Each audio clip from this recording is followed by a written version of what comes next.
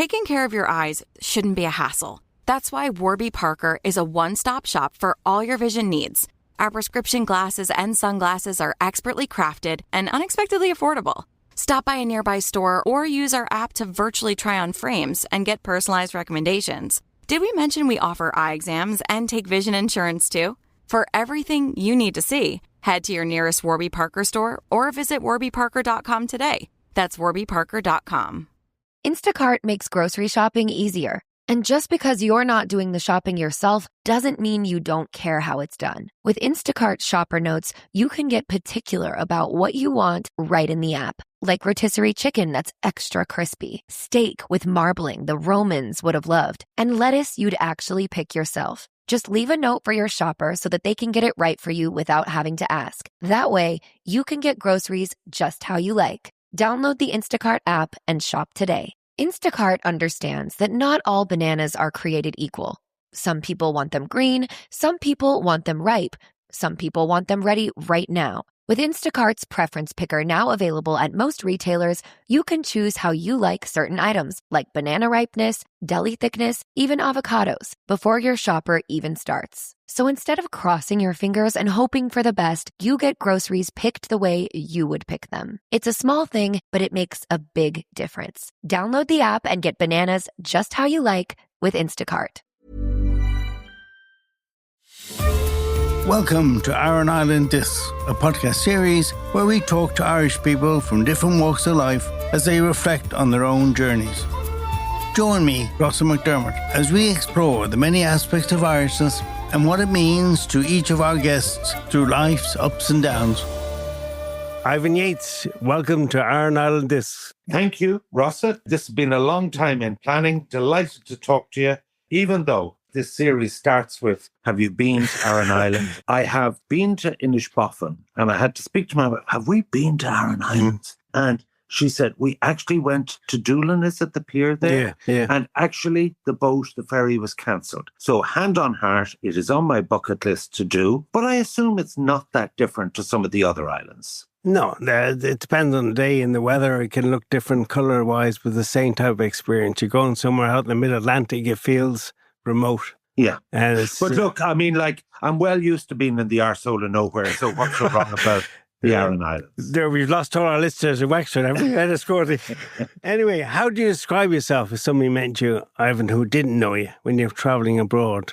Whenever I'm on a radio or TV programme, and how would you like to be introduced? And I tell people when I train them, the one part you can control is your title. Yeah. So, do you want to be introduced as former TD, former minister? Do you want to be introduced as former Fine Gael minister? Do you want to be introduced as a bookie, a bankrupt, author, a broadcaster, podcaster? How would you like to be introduced? And the answer I give to that is, it actually depends, Rossa, on what snake oil I'm selling right now. So that could be, I'm a communications coach, I'm this, that, or the other, or I'm a pundit on the election. So it really depends. So I'm a chameleon. But above all, I'm an entrepreneur. Even in politics, I considered myself as entrepreneurial. I was self-employed. I'd go out of business if I didn't get 8,000, 9,000 votes. So even though I've been in the public sector and the private sector, I've worked for myself. I've worked for News Talk. I've worked for TV3, Virgin Media. I've worked now in events. I work for all kind of top events in terms of whether it's the CIF or whether it's the Big Four or whether it's the Chamber of Commerce or whatever it might be. I do events like that in 3 roles. This week I'm doing the National Property Awards, MC, black tie, conference, deep dive, moderating, Zoom calls in advance, a lot of anal preparation. And then I do guest speaking, after dinner speaking. Next week, I'm off to Castleknock, past Pupils Union, 450 boozy people in the Intercontinental. So I have moved at 66 years of age to the gig economy, where I was recording a different podcast series, a corporate one yesterday, and in Greco Studios in Finglas. So I'm actually a chameleon, but most of all, I'm a serial entrepreneur, and I have one golden rule, which is I don't speak Latin, I don't do pro bono, and if we can agree on a price, you have me at hello. So politics is kind of just with a small p, you look back and that was a life originally, which is no longer what you do. Yeah, absolutely brilliant to me. Politics, became the youngest TD in the Dáil. 21, was it? Yeah. No family background in politics. Had been at boarding school since the age of 8 to 16. Knew nobody. Miracle of miracles.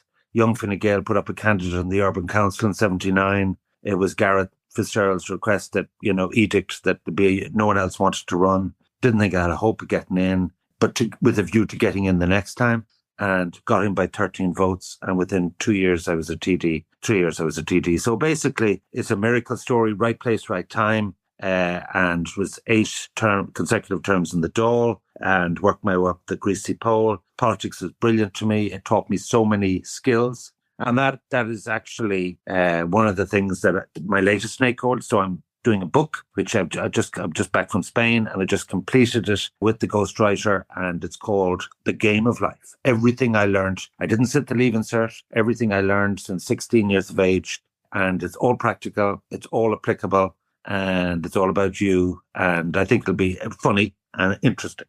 And that time as a politician, would you be pessimistic about politics now when you look at it? Or would you have rose-tinted glasses and say that is a good career to have?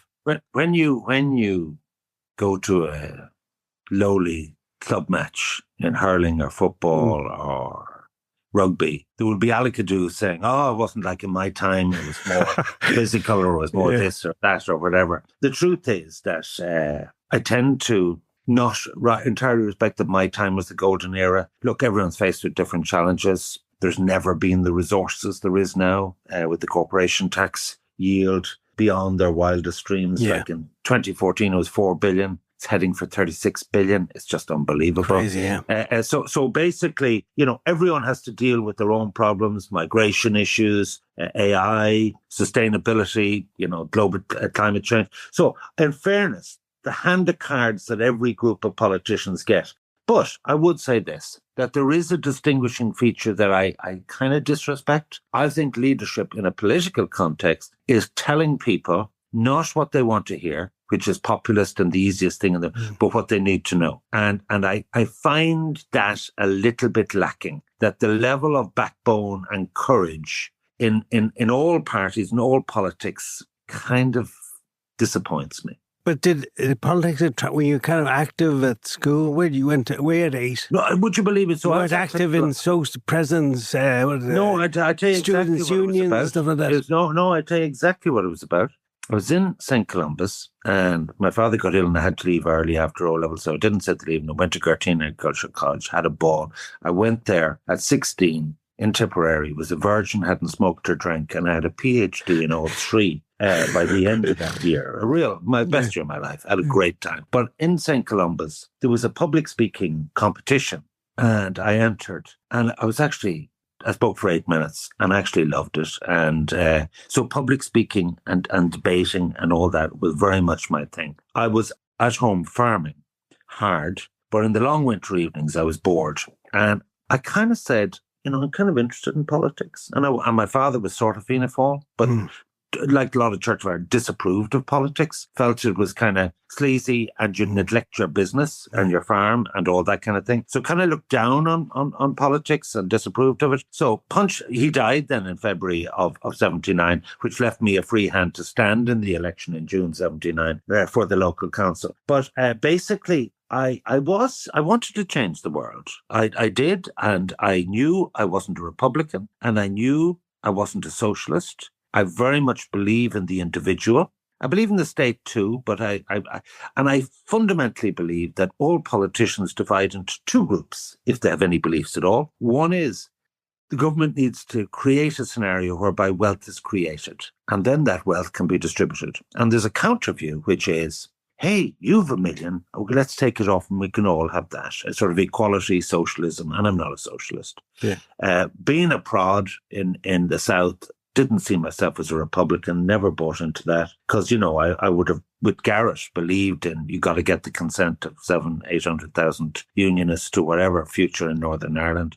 Totally against sectarianism. The kind of Glasgow Rangers, Glasgow Celtic detest it. I detest the time warp and the tribalism, so I hate Nordies. By and large, I just think, but for the fact that they have a dependent economy from London of 20 billion a year, like there's no one else would tolerate what they've done. I know Belfast Agreement 98, so 30 years later we're heading for, and there's still peace walls, there's still sectarianism, denominational education. I despair. All the good people tend to emigrate. And you know what? So put it like this. My attitude is I believe in a meritocracy. I believe in an enterprise economy. I believe in creating wealth. I believe that Ireland can't live off its own consumption of even 5 million people. So we're going to live off the goods and services we sell abroad. I really believe in all that. Yeah. And therefore, that's why I'm so hot on infrastructure and competitiveness. Do you know we've now gone down to Egypt in the ranking of decision making? It's so bad. We've dropped 11 places. Well, you can feel it, the way things are not decided or undecided or stalled. Like take the Galway bypass, not a million miles away from the Aran Islands. Like I rest my case, 20 years of talking shite. You have a fame, I don't know why, Ivan, is speaking open directly. It doesn't come across. You kind of hedge your bets. Yeah. Well, the point about it is that when you get to 66... I'm there myself, don't worry. Yeah, no, you actually... And this was, when I started an accidental media career in April 09, out of a clear blue sky, my business was tanking. And I met two guys from News Talk and Dennis O'Brien. How would you like to co-present News Talk Breakfast? Get up at 4 a.m. with Claire Byrne. And I looked around and said, what? I had no training. They said when the red light goes on, start talking. And when it goes off, stop talking. But the point about it is this, that it gave me a lifeline till July 2020 when I left Dublin and left full-time media and all the rest of it when I just went in. So like my political career, my media career, I'm so thankful that at the right time, if I had known how important pensions were and the value of public sector pensions, like I am now the beneficiary of public sector. And I had no idea when I was in politics that was a really smart thing to do in terms of, you could make millions, but it mightn't pay you that much of an annuity. Yeah. So I believe that I'm really lucky. I have no chips off my shoulder and I'm very thankful. Like I have 4 adult children now. My third one is getting married in the summer and I'm in reasonably good health. I've had a major problem with my back, but you won't die from a back problem the way you will from cancer or cardiac stuff. So I'm at peace with the world and basically, while I'm busy, I have sort of taken on board some youngsters that I rate in different walks of life, and I mentor them a bit, and I get a kick out of that. And they listen to you, do they? Actually, not only that, because in the book, so I've had great privilege in my life, whether it's captains of industry, whether it's politics, being Taoiseach or Secretary General, whether it's the arts, whether it's sport. In so many spheres, I've met these people. So leaving aside Ivan Yates altogether, and the main thing that I've learned is they all, irrespective of their field of endeavour, have the same traits that have made them successful. And it's to do with old-fashioned things like preparation, hard work, more hard work, and even more hard work, attention to detail, and all of the perseverance and resilience and all these things. And the book will lay out all of these things in a very... And curiosity is the main thing, isn't it? Yeah, as you get older, curiosity is important. Because like I remember going to Richard Bruton's 40th anniversary of being a TD in Clontarf was a dinner. And I served in cabinet with him and all the rest of it. And we were both elected the same day in 1981. And I'd be saying to Richard, I left after 20 odd years and he, 21 years, he was there 40 years. And I said, Richard, for fuck's sake. I mean, like, have you nothing else to be doing with your life? Because it's the same old thing. And every Friday he would do constituency visits. And I said, what is it that sustains you? And he said what you just said, curiosity. Now, I think there's more interesting things to be curious about myself. But at the end of the day, if you lose and the same with Pat Kenny. Yeah. So Pat Kenny is 76 and he's as able and as talented a broadcaster as ever. And, whether it's the Middle East or whatever, his attention to detail and his knowledge and his experience and his enthusiasm for it is to do with curiosity. And the day, and I've done major career shifts, the day you lose your curiosity, the day you say, I can lie on the shovel today, I know how to do this backwards, is the day that you've lost your edge. And so therefore, curiosity is absolutely vital. Is resilience important to you? Oh. I mean, it's an oxymoron question given your life and experiences, but it's something that people over-exaggerate, I think. of what it really means to be resilient. Well, get knocked down, 7 times, get up 8 times. Don't count the number of times you get knocked down, just the number of times you get up, are kind of maxims and adages that I say to people. And nearly always, like I had a mental health problem in the mid-90s. I had bankruptcy. I didn't have mental health problems because I'd learned how to deal with it. Mental exhaustion, getting up at 4 a.m, 4 hours sleep continuously in the 90s. And I realized that it wasn't the problem, was my reaction to the problems, even though BSc was pretty difficult. 1 million tons of beef and nowhere to go with it. Yeah. But all of that resilience starts with, okay, so we're not going to have a pity party here. We're going to take personal responsibility. Shit happens. I could blame 20 people for this situation we now find ourselves in, but there's no point in that. I've got to take responsibility for it. So we've only one life. Let's be positive. Let's go for it. What did I learn from this that I didn't know beforehand? And it's amazing, you learn a lot more from your setbacks and failures than you ever learn from your successes. And so therefore, resilience is all about big A, attitude. And resilience stems from your attitude. No one owes me a living, and I'll only get out of something what I put into it. And even that's your hobby, even if it's golf, even if it's sailing. If you don't work really hard at it, you won't get it. So resilience is, no one can teach you resilience. And the biggest concern I have intergenerationally is... You don't see it. Well, no, sorry. Parents have like parenting today is about a consultation and a negotiation. Fuck that. It's about fucking parenting. You're not their best friend. You say no, and you teach them that there are limits to everything, and you teach them to stand to be like, the success of parenting is to create independent living people who can stand on their own 2 feet and contribute to society. And this idea that you can put people in cotton wool, that you can, like, everyone gets a prize. Like, life is like the rat race. Yeah. You know what I mean? And I see this in terms of the young people that are going to make it, are the young people who aren't starting out with a sense of entitlement, with every advantage. They're behind the 8 ball. They're snookered behind the pink and the black, and they've got to work damn hard, and they have the right attitude. That makes them resilient. And so therefore, and the more you go through, the more difficulties you go through, the more subconsciously you're resilient. Well, that didn't kill me. Bankruptcy didn't kill me. Like, bankruptcy was difficult for me because the banks couldn't make a decision. Detailed all this in the book full on. Bernard Summers was negotiating with them, and they said, if you gave us 99 cents on the euro, we wouldn't take it. This isn't about money. What? It's not about money? What is it about? Of course it's about. And so therefore, the whole thing of being a former minister and going into exile, because Irish insolvency law was based on the 1800 Victorian period. Yeah. And I came back and I said, this isn't about me. It's about copying and pasting the 1986 UK Insolvency Act and actually reforming the system. Because as the guy who interviewed me from the State Insolvency Service, I remember George Field was his name, he said, Mr. Yates, I've never met you before, but I just want to explain our system to you. And that is that we believe that you have an economic value, and getting you restarted is my job. And provided you utterly conform with all the laws, you don't tell any lies, you don't hide any money, I will give you a fresh start.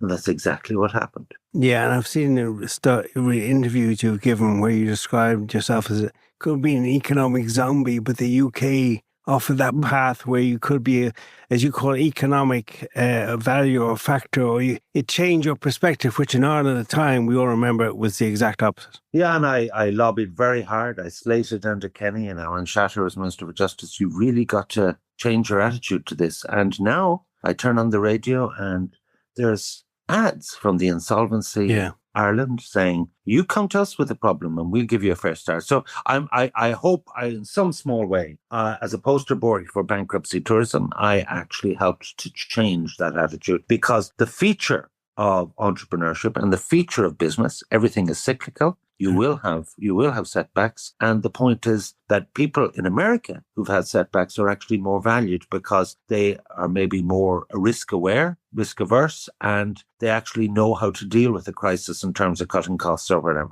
I lived there for 10 years, and being an economic failure or business failure or blah, blah, blah was not greeted with doom and gloom. Whereas here, people shun you in the streets, oh, you man, and it's changed now. But in my time, when I came back from the States, it was a struggle running your own business. And people look at that way. And sometimes to change things, you have to be resilient. You have to be prepared to go against the tide and say, no, this whole pearl-clutching, condemnation of sanctimonious. A big factor in the housing crisis was for a decade we thought it was all right to condemn developers. Yeah, and this is a media thing, and the media is anti-business. The mainstream media. So the reason why I was a success in the media is that the whole mainstream media, I can tick the following boxes. So they are generally left of centre. They favour more public expenditure, more public services. Secondly, they're definitely liberal. They're very liberal on transgender rights and every other type of right. They are very pro-regulation, nanny state. They're probably woke. They're probably into every DEI initiative and so on. And you can go through all the lists. They're pro-migrant and all that kind of thing. And I kind of said to myself when I went on media that I was never considered myself a journalist. Actually, even to say, yeah, I hear all that, but I want to agreeably disagree and put this opinion forward. There's a huge market for that. Yeah. And immediately it'd be called fascist, Nazi, all this kind of name calling, racist, misogynist, and all this. But you know what? And I always say to people when you're involved in the controversy, no matter how well you manage it, the public are going to make up their own mind on you. And you have no control over that. You can only give them the facts as you see it. And so therefore, and politics teaches you that. You're not going to win every argument. And you've got to be professional and accepting about that. And public opinion is also cyclical. But at the end of the day, one of the reasons I'm speaking to Aran Discs is that actually we don't have adequate freedom of expression in this country because there is a coterie of people, and I include RTE, the Irish Times, latterly, News Talk, and include all the print media, and they're all saying the same thing. And it's not good. And that's why you have 17% spoiled votes. Yeah. Well, they're all in the same bubble. I agree with you. Yeah. Yeah. And in terms of, are you misremembering the hardship you went through? You're very matter of fact the way you describe bouncing back after, bankruptcy in the UK, living in Wales. But wasn't that easy for you personally, day to day, was it? Well, would you believe it? Or Deirdre, or the family? Yeah, no, so Deirdre would fly in every 3 weeks to Cardiff, and I'd drive over because I had a car over there, and we'd have weekends and that. The kids didn't come over that much, maybe the odd bit in the summer. I decided I wasn't going to be a token. Fly back. Or your Comey, your centre of Maine. Yeah. I said, look, I will just do this and serve it out. I wrote 170,000 words, and I'm not a writer. And I have one finger typing with a dragon thing, an audio printing thing. So that was a piece of work. But to be honest with you, from 16 up to whatever age I was when I went over there, 2011, 2012, I spent every minute working. And I actually loved the fact I could go to the local in Swansea. I could watch the racing. I could actually, you know what, I'll go on a train to Wincanton races today, or I'll take off to London. And I loved the trains and all that. And Swansea had a good station, I could go up to the Etihad. I actually had a ball from that point of view that I didn't have much money. You see, like Section 12, you've got to be your own best accountant and solicitor. Yeah. A bit of advice. So I had read the UK Insolvency Act inside out. And I read Section 12, if you have a superannuation pension, which I did from public service, it was unaffected. It's not like a pension pot. All right. So I was bankrupt, but I was never broke, Ross. Yeah. And that was important. And I was able to sustain myself. And I realized then, actually, I don't ever have to work again because I have enough. Because I actually live a frugal enough life. I don't drive a fancy car. I don't have a holiday home. I don't want anywhere. A couple of pints in Dawson's pub will do me. You know what I mean? So, and a bottle of red wine, and away you go. And I have my family and 5 grandchildren. So I'm blessed in terms of all these things. But to be honest with you, yes, there were some very, very tough times in Swansea, and I tend to airbrush them out because, like, if you go around and say, so what was the 5 things that most upset you or hurt you about? Like, I kind of felt the whole system, because the state owned the bank, was against me. But I said to myself, hey, catch yourself on here, Ivan. Are you going to benefit for 1 iota or 1 second by having a pity party? No. Just use this time press the delete button on your past life by getting the book out there, purge your past, and go back onto News Talk as soon as possible and reinvent yourself and just work even harder. And then subsequently I had a problem, which my home was caught. My Black Stoops, where I'm speaking to you from, in Enniscorthy, and the Yates are here since 1880. And that was a thing. And basically, long story short, Section 283, I knew within 3 years, if they hadn't got your home, and because my mother had retained a life interest in it, they couldn't get at it in the Irish courts, that you could get it back free gratis. The week before the 3 years was up, AIB bought out the remainder man interest and gazumped me. And I actually spent 3.5 years in the Irish High Court. Cost me 400 grand to fight the case to say that that was an illegal transfer in breach of the Family Home Protection Act, Section 4, 1976 Act. Again, you have to be your own best solicitor, and I got the help of a barstool lawyer who I've become very friendly with and have business since, saved my life. And so to have my family home back, it was pretty important to me. But you're obviously mentally very strong. Were you ever at a very touchy moment through all that? Like, it's amazing having lived it through the media, seeing how what you went through and having my own issues. To hear you talk about so frankly is just stunning. Well, to put it like a couple of techniques that I would advise, and this is in the book, The Game of Life, absolute brilliant book that's coming your way. Well, it's out too. First thing you need to learn is to let certain things whistle by your left ear. Yeah. So if I went on Twitter and I was reading toxic stuff from people who never created a job, never employed anyone, I really don't take that seriously. You know, how could a bookie go broke and my pension and all that kind. So first of all, learn to let things whistle by. In the moment of dealing with a crisis, it's very important that you focus on the detail and say, okay, what's my best route out of here? How can I crystallize this, deal with this, move on with the rest of my life? So applying yourself is absolute. But one of the techniques that Jim Bulger, the racehorse trainer, taught me is that, and this is what my sort of mental health problem in the 90s taught me. It's not what happens, it's your reaction to it. So if I work really hard today, we'll just say on the Insolvency Act or what I'm going to do, and then you hit 5 or 6 o'clock and there's no more you can do. You just say to yourself, right, I'm not going to do any more today. I'm not going to worry about it, but I will come at this at 8 a.m. tomorrow morning and I will deal with it afresh. So that ability to press the delete button, sometimes, I'd say with a bottle of wine or whatever, not 3 bottles of wine, but 1 bottle of wine and a full bottle of wine. I find that a good my personal mechanism of pressing the delete button, because worrying and stressing about things as opposed to rationalizing it and dealing with it. So I actually, and look, there's been things that haven't gone so well. I mean, like I in 2006, I left politics in 2002. I employed 420 people at 63 betting shops. I was making 80,000 euros a week myself. I'm making 4 million a year. Wow. EBITDA. Like I was sucking fucking diesel, right? The truth about it was that the crash changed that, whereby disposable income dropped by 40% and people had to have clothes and food. Yeah. They didn't have to have a bet, and turnover went through the floor. And then we had the online thing came along. So what I'm trying to say to you is that we all prefer things a certain way, like groceries.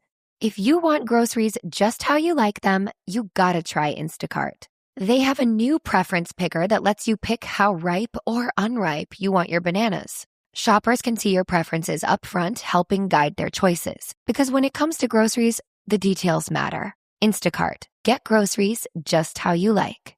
If your eyes are the windows to your soul and your glasses are the windows to your eyes, then it's pretty important to find your perfect frames. That's why at Warby Parker, we've made shopping for eyewear as easy and fun as can be. Peruse endless styles in our stores or use our app to virtually try on frames and get personalized recommendations. To find your next favorite pair of glasses, sunglasses, or contact lenses, or to locate your nearest Warby Parker store, head over to warbyparker.com. That's warbyparker.com.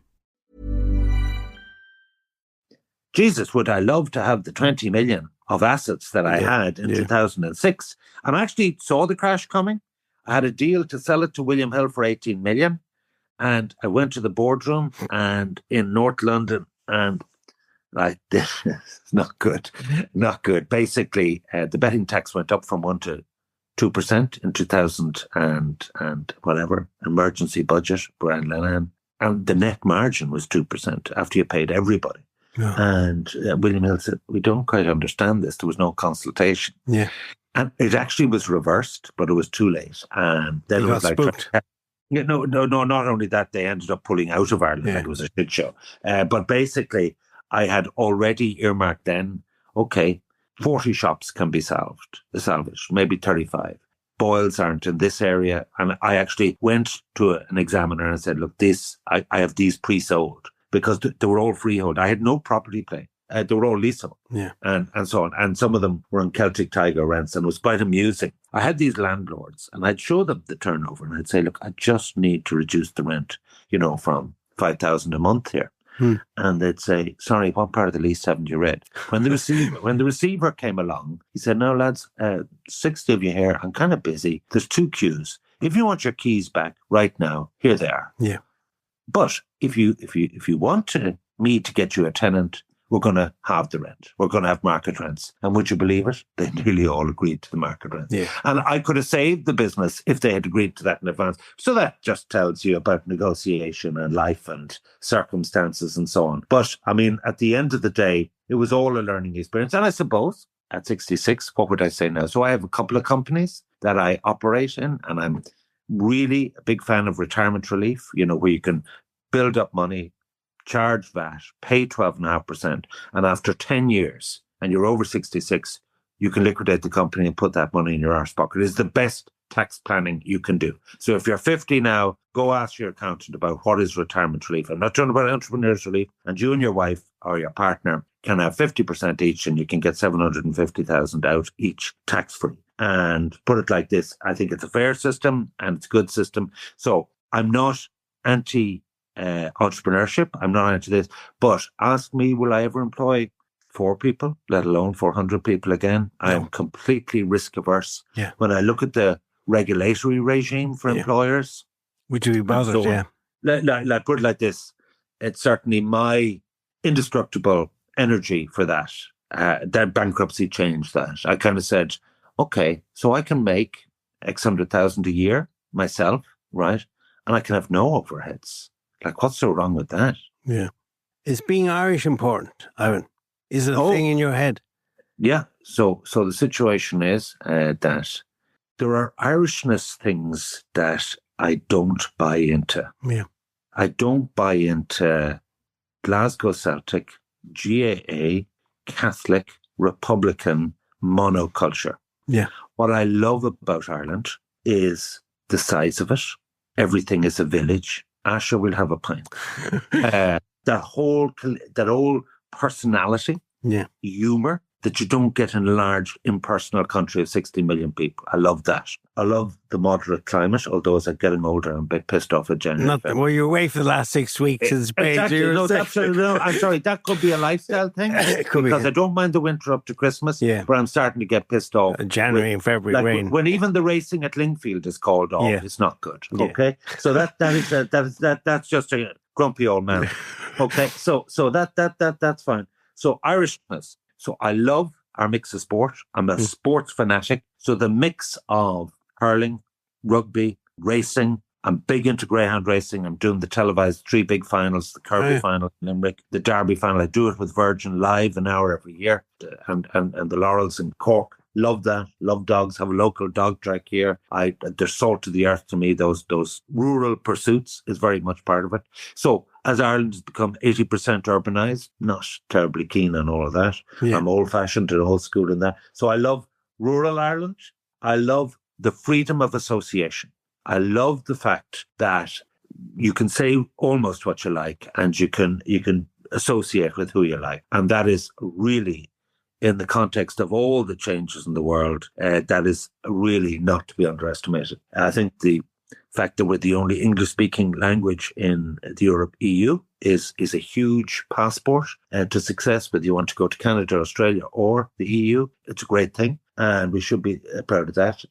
I love everything from Sky Sports and all the UK sports that, the most devoted United or Liverpool, in my case, Man City fans, are Irish people. So I like all that. I love the pub culture. I love the social culture. So there's a lot of things I find, having worked really hard in the 80s with the likes of Gareth Fitzgerald to create a more liberal Ireland, get the state out of the bedroom, contraception, divorce, abortion, that now the most illiberal people are people who disagree. So, I mean, I actually see the Maria Steen and I say, actually, hold on a second.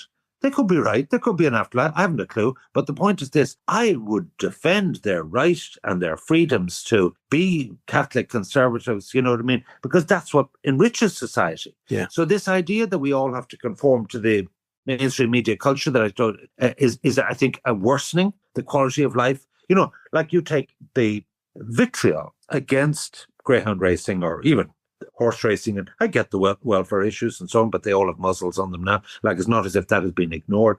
But at the end of the day, I wouldn't live anywhere else other than Ireland. I would never go to Spain in the summer months because I hate 40 degrees. So the moderate.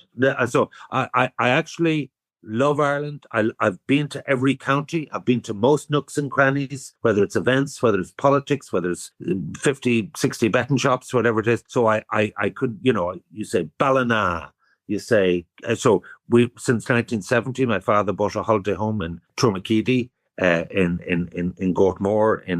So I just love the west of Ireland. I love going into Castlebar, Ballinrobe, Westport, and I'm going to do it a lot more. And so the point is this. I suppose what I'm describing is the bits of Ireland that I like and the bits I'm nostalgic about. And I don't expect everyone to agree, but this narrow definition of Irish, of sort of Dev and GAA, and I hate that kind of limiting thing. And while I have reservations about, I'm all in favour of legal migration, 50,000 a year, no problem. The jobs are here. I have a problem with illegal migration. I think it's uncontrolled, and I think there are real problems that we just can't sustain, the housing thing and other things there. And so I worry about that, and there are elements of criminality and so on. But at the end of the day, I'm a live and let live person. So if other people have different definitions of Irishness, I'm inclusive in that, and I'm happy about that. Yeah, and the things like the language is not. I don't speak Irish, so I don't get all that because I grew up abroad. So you describe it now, and I can relate to some of the parts I can't. I get into awful trouble for flagging the Irish language, saying only 16,000 people speak it all day, every day, the money we put into it, and, you know, whoever got a job abroad from the Irish language. So I get into awful trouble because I'll tell you a funny story. I was presenting The Tonight Show one night, and there was someone on for Conradh Gaeilge, and they were saying we should have, you know, this and that bilingual, and I said, I let her on, and then I said, you know what? You people in Conradh Gaeilge give me the pick. You remind me of ISIS. You have no mandate, no popular mandate, no elected mandate, and you ram this, your cultural terrorists, and you ram it down people's throats, whether they want it or don't want it, in terms of compulsory leavings or not. Well, the poor lady, she got apoplectically upset, and she objected to the BAI, the Broadcasting Authority of Ireland, that this was outrageous because at this time ISIS were beheading people, videoed live in orange jumpsuits, and for Ivan Yates to compare Conradh Gaeilge to this. So the poor producer and the editors and Virgin Media, Ivan, Jesus, you're the fucking glory again. What are we going to do about this? And I said, sure, I was only joking. You know what I mean? Like, I was exaggerating. It was hyperbole and all the rest of it. So they put in an excuse to the BI, saying, this is what Ivan does. People understand that he's exaggerating. He's winding people up. He's slagging people. And you know what the BA found? Yeah, this is what Ivan Yates does. But it is what you do. Absolutely. It is. And smoking a bottle. Is that you? That's one of my many ones. And is there poetry or phrases or stuff that you... Are you literally that way, literally minded, poetic? Stop. You're totally practical, pragmatic. Yeah. So the whole, you know, I sometimes say my great-great-grandfather was W.B. Yeats. Spelled differently. Jackie Yates was an uncle of mine, but it was spelled differently. But the point about it is this, that I'm a Philistine when it comes to the arts. Like, I'd have to go to Wexford Opera, you know what I mean, as a TD. Would they let you in? Would they? Oh, no. That they give me a free seat for the opening night and all this kind of thing. Because they were invariably looking for state money and handouts and all this kind of. And I was quite happy to support that in every way possible. But Jesus, like, they take all night to die and they're singing in a language I can't understand a word of what they're saying. Yeah. And all, like, with my back, like, I have a problem in a restaurant. I have to get a bench seat so I can lie sideways on my back. I'm actually speaking to you kneeling. But the point about it is this. Sitting in a chair, like, actually, I went to the West End recently with my daughter and I had to stand at the back. It was quite funny. I was standing at the back and this kind of Jobsworth came along and said, sorry, you can't sit there. You can't stand there. You're blocking a fire exit. Yeah. So I said, I adjusted my back. I just can't sit. I said, I don't mind. I can leave or whatever. And I was, I was quite relaxed about it. And they produced a box that was empty and I could kneel in the box. So I had the best seat in the house.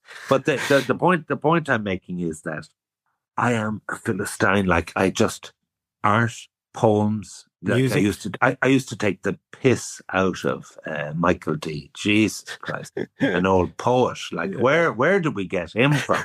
And like it was all kind of just a bit of joke. But like, at the end of the day, would I pay good money to watch any play? And then when they have plays and the one actor is doing 3 different casting in 3 different roles, I kind of say, well, look, please, this makes no sense. And look, so I'm a big fan of Netflix. Yeah. I'm watching Lincoln Lawyer at the present time. Yeah. I love Series Netflix. 3. No, it's actually on Netflix, and I'm watching, like, it's ages old, but I love live sport, but I really am into all the Netflix things and the movies. So I'm into drama, I'm into thrillers, and I'm into all that kind of stuff. I'm just not into the kind of makey up stuff. Yeah. And music? Music. So the type of music I like. So if I'm in bad form, I would play a video of Lewis Capaldi, Before You Go, from Glastonbury. And so Ed Sheeran, because his granny's from Gorey. Yeah. So I The Shape of You. And the other one I kind of like is Adele, Someone Like You. So I like these, and I never had much emotional torment in terms of I'm married to the same woman for 40 years, and I kind of was going out with her for 4 years before that. And so therefore, I haven't the angst that is underwriting these lyrics of pain and parting and all this kind of good stuff. So at the end of the day, but I actually find a kind of melancholy with some of those. They're very melancholy, emotional type of songs for Mr. Tough Yates. Absolutely. And like so you asked me what I like, that's what I like. And you go teary-eyed, do you? No. Now, looking back in your life then, Aran, and you say where you are now compared to where you were when you left Columbus at 16, went to Gortine or wherever it was. Does that make sense to you? Can you draw a line of how you got there? So my father died 24th of February 1979. Yeah. And I suddenly realized. We all prefer things a certain way, like groceries. If you want groceries just how you like them, you gotta try Instacart. They have a new preference picker that lets you pick how ripe or unripe you want your bananas. Shoppers can see your preferences up front, helping guide their choices. Because when it comes to groceries, the details matter. Instacart. Get groceries just how you like. Instacart makes grocery shopping easier. And just because you're not doing the shopping yourself doesn't mean you don't care how it's done. With Instacart Shopper Notes, you can get particular about what you want right in the app. Like rotisserie chicken that's extra crispy, steak with marbling the Romans would have loved, and lettuce you'd actually pick yourself. Just leave a note for your shopper so that they can get it right for you without having to ask. That way, you can get groceries just how you like. Download the Instacart app and shop today. Hey, you've no education qualifications. You've no income. I was on a tenner a week. And this inheritance lark that you came home for, this £1 million asset of 165 acres and a lovely house, should my mother lived for another 40 years and needed all the income from the farm. So I suddenly realized, what? I have no basis to do anything. Jesus, Ivan, you better get up early. You better work hard. You better stay out late at night and do something useful. And I found politics then, and politics led me ultimately to business and led me to media and so on. But like, I've always taken the view as an early school leaver, Jesus, Ivan, you better learn something new today because you know fuck all. You know what I mean? Yeah. And so that's what I mean by attitude and so on. And all the businesses I went into. But that's fascinating to me. You talk to me as if somebody, Ebert Dan, that's all learned. That's all acquired knowledge. Yeah, and sorry, let's be clear. When I went into politics, I was a complete interloper. All the people who were sons and daughters and nephews and nieces of incumbents said, sorry, what's this guy doing in politics? Yeah. When I went into bookmaking, Paddy Power and all Stuart Kenny and all the people who had been, the Power family and so on, who had been in, what's this interloper doing? Yeah. And then when I went into media, this guy's not a journalist. He's had no training in journalism. In fact, he disrespects journalism. Was being Church of Ireland or was that help being an outsider? The great thing about being Church of Ireland was, this kind of thing that if you get the reputation for being hardworking, you can stay in bed all day. The thing about being Church of Ireland, the Protestants are very honest. People assume that I was a person of the utmost integrity because they knew Proddies were very tweedy and all that, but they were incredibly honest to their own detriment. Yeah. And so needless to say, I traded out on all of that. And basically, so that was a huge asset to me. Yeah. And I got about I used to say I needed 5 Catholic votes for every Protestant vote. But it was confined to 2.5. But it was a good start and it was a help and all that kind of thing. And it wasn't in any way sectarian. It was just an identity thing. But at the end of the day, being a Protestant was a point of difference and a huge asset to me. And parenting skills. Do you want to talk about those? Your parenting skills? I covered this in the book as well. I believe very good at changing nappies. So situation is the Irish Times. Jen O'Connell was doing a series on it, and I did an interview. And actually, then when she went to go do a podcast, she reached for me first because I was the only one who sort of belled the cat and said, "Never changed a nappy. Don't want to change a nappy. The shit and the smell of everything." And so what I do, or say getting up in the middle of the night when they be crying, I nudge Deirdre. The great thing about cooking and ironing and all things, do it crap. Do it so badly that anyone else will step into the breach to do it themselves because you're just so chronically bad. If you actually develop any attributes to do this stuff, you'll have to do more of it. So we had a simple equation. Deirdre, I'll make the money, you raise the kids. But I also would say the tragedy of parenting is, so the first 6 weeks are the worst. Yeah. And then the first 6 months, and they're completely dependent on you. They sleep intermittently every 4 hours, all that. But it all gets better. And it gets better to the point when they're 5 or 7, it gets really better. And then you can actually talk to them and relate to them. And it's just as I said, they become people. Absolutely. Yeah. And it just gets more rewarding and you learn from them and you give and take and there's setbacks and rocks on the road and things they don't understand, things you don't understand in terms of their modern cultures and all of that. But that is all life enhancing. But up to 3, they don't remember a bloody thing. There's no such thing as gratitude. Like I visited a relative of mine, an in-law of mine, and they were very ill in hospital. And to be honest with you, between Spain and everything, 7 weeks elapsed that I hadn't visited him. And he'd actually come out of a coma. Wow. And he remembers nothing of the 7 weeks. And I feel like that with children. Yeah. Like all the work you do for them, there's no gratitude because they don't remember any of it. No, but my thing about parenting is, my default position is ask Deirdre. Deirdre has been a saint in terms of she's good at parenting. She's a good mother. She has rock of common sense. She disciplines them. She was a teacher herself and she's good at it. And she's a very good homemaker.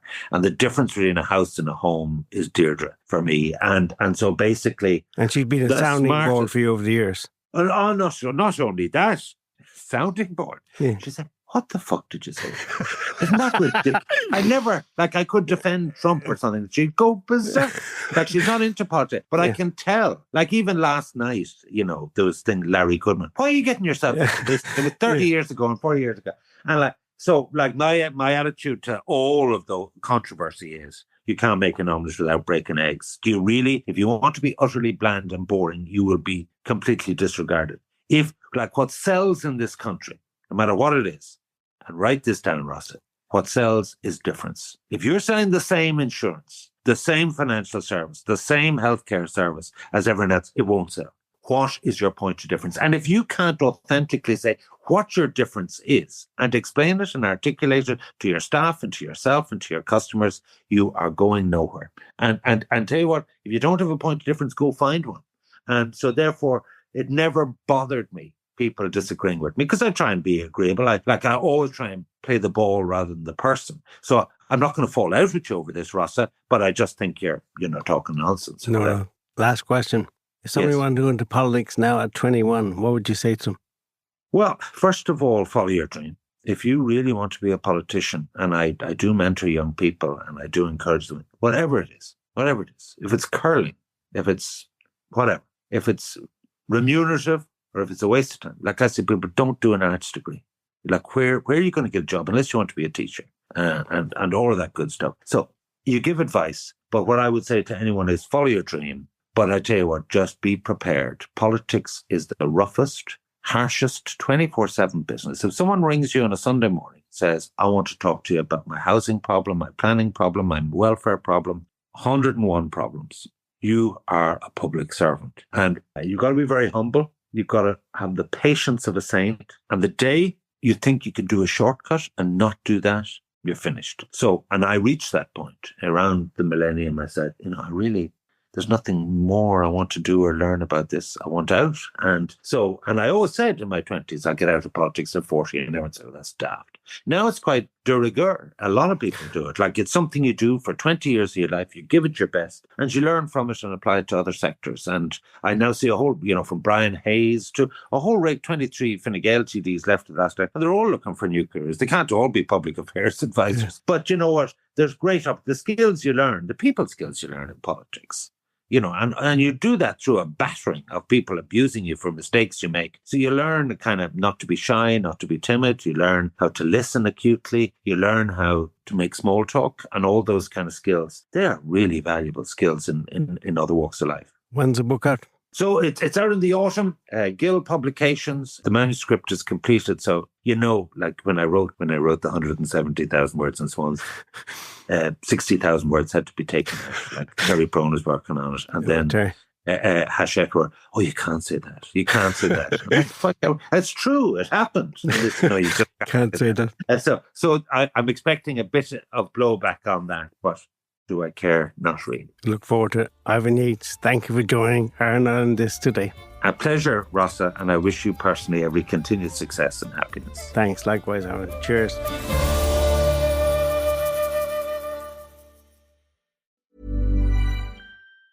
This message comes from Jackson. Taxes aren't something you can only think about once a year. With investments, planning for tax day is year-round. Fortunately, Jackson offers tax-efficient products. Visit jackson.com for more information on how our products can make your tax bill a little bit less painful. Jackson is short for Jackson Financial Incorporated, Jackson National Life Insurance Company, Lansing, Michigan, and Jackson National Life Insurance Company of New York, Purchase, New York. Mom, can you tell me a story? Sure. Once upon a time, a mom needed a new car. Was she brave? She was tired, mostly. But she went to Carvana.com and found a great car at a great price. No secret treasure map required. Did she have to fight a dragon? Nope. She bought it 100% online. From her bed, actually. Was it scary? Honey, it was as unscary as car buying could be. Did the car have a sunroof? It did, actually. Okay, good story. Car buying you'll want to tell stories about. Buy your car today on Carvana. Delivery fees may apply.